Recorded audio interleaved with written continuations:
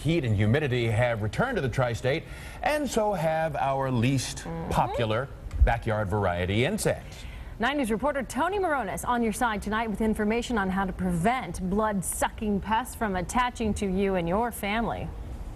They have a breathing straw that they basically put through the surface of the water. You're looking at mosquitoes that are developing in water found in a drain today. If you go more than 7 days without a washout rain, you're probably going to start to notice an increase in activity. Jack Tobler is a public health sanitarium with Cincinnati. He says what you've heard before.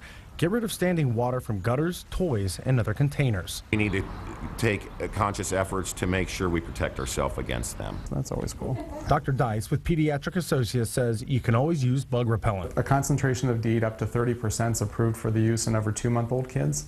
And if you're under 2 months, you probably shouldn't put anything on them. The idea is to try and control your environment. If you're going to be in a stationary place, putting on a good fan will sometimes keep mosquitoes away. Now, if you go into a high grass or wooded area, look out from above for ticks. They literally crawl up to the highest point and hang out there with like claws, and they wait for something to come by that they can latch onto. If they latch onto you, do not use a match or a cigarette to get the tick off. If I lit a fire under your butt, you're probably going to regurgitate whatever you're eating at the time.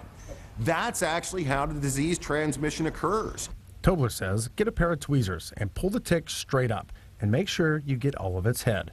If the bite gets infected, Dr. Dice says wash it 3 times daily and use a topical like polysporin. If it doesn't get better, make an appointment with your doctor. Tony Moronis, 9 News, Cincinnati. Very itchy feeling right now. One last tip. Mosquitoes and ticks are most aggressive during dawn and dusk, so avoid being outside during those time periods.